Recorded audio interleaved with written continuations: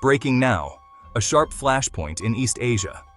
Japanese authorities say Chinese carrier-based fighters aimed fire control radar at Japan Air Self-Defense Force jets in two separate incidents near Okinawa. Tokyo has summoned Beijing's ambassador and lodged a formal protest. Regional partners are watching closely. This is the story of one tense day that could reshape calculations across the Indo-Pacific. Picture the western edge of Japan. Island fringes, shipping lanes, and a sky that has grown more crowded in recent years. It was here, over international waters southeast of Okinawa, that Japanese F-15s were shadowing what Tokyo says was a Chinese carrier strike group. According to Japan's defense ministry, two separate radar illuminations occurred on the same day. Radar illumination, sometimes called a radar lock, is not just technical jargon. In military aviation, it signals that one aircraft's fire control radar is directing a precise targeting beam at another. Pilots and commanders treat such an action as a serious escalation because it can indicate the capability and intent to launch weapons. Japan called the actions dangerous and said it lodged a protest with China. Japan's Prime Minister described the incidents as going beyond what's necessary for safe flight, and the defense minister vowed a calm but resolute response. Officials say the jets involved were J-15s operating from the Chinese carrier Liaoning, with Japanese F-15s scrambled in response. Beijing's reply was swift and, categorical. China's Navy spokesperson denied the accusation, saying Japan's aircraft repeatedly approached and disrupted a previously announced carrier-based flight training, and that Tokyo's account was, well, erroneous. Beijing urged Japan to stop what it called slander and protect the safety of the drills. The ministry framed the operation as routine and warned against escalating rhetoric. Geography matters. The Miyako Strait and the waters around Okinawa sit between Taiwan and Japan, a strategically sensitive corridor. Taiwan lies barely 110 kilometers from parts of Japan's southwestern islands.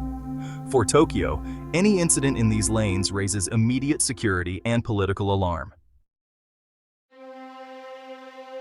The timing is crucial. Relations between Tokyo and Beijing had already been under strain after recent comments by Japan's Prime Minister about possible responses should China take military action against Taiwan. Beijing has responded in ways both diplomatic, like travel advisories and trade measures, and military, increasing patrols and exercises in the region. This is not just a bilateral quarrel. Australia's defense minister, visiting Tokyo at the time, said he was, deeply concerned by the actions attributed to China and emphasized the need for safe, professional interactions in shared airspace. Regional partners are signaling that stability in the Indo-Pacific matters to more than just the protagonists.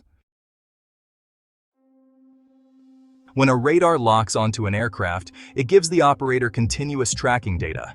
For the targeted pilot, it's, a red flag. Standard procedure calls for immediate caution, potential evasive maneuvers, and reporting back to command. A single lock can be a signal of intent. Repeated or extended locks are what make officials call an incident dangerous. Importantly, nations often differ in how they describe air encounters, and foggy, contested narratives can feed into broader mistrust. Military analysts tell us that carrier strike groups conducting intensive flight operations can generate complex encounters, especially where training corridors intersect with other nations' surveillance flights. In this case, Japan says the Liaoning Formation conducted around 100 carrier-based air operations in the area, a tempo that, honestly, raises the odds of potentially dangerous interactions. Beijing counters that its training area was publicly announced.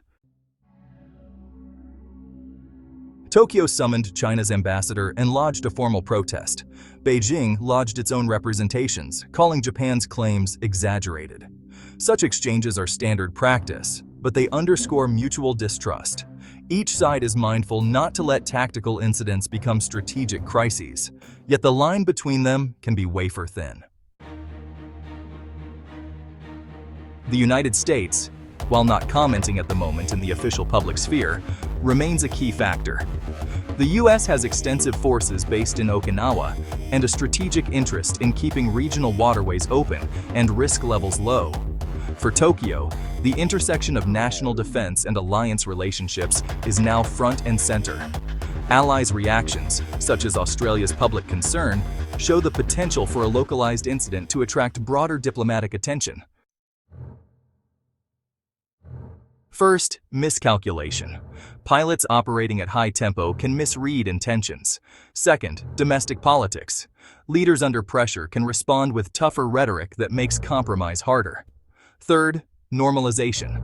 If dangerous incidents become routine, the baseline risk for accidental clashes rises. Each factor makes confidence-building measures and clear communication more urgent. De-escalation typically requires three things: transparent information sharing to reduce ambiguity, diplomatic channels for urgent clarifications, and agreed-upon norms or codes of conduct for encounters at sea and in the air.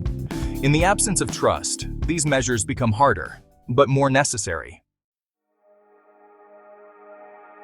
2 radar illuminations in a single day may have begun as isolated operational events. But in a region where strategic competition, national anxieties, and high-tempo military activity intersect, they can quickly take on outsized significance.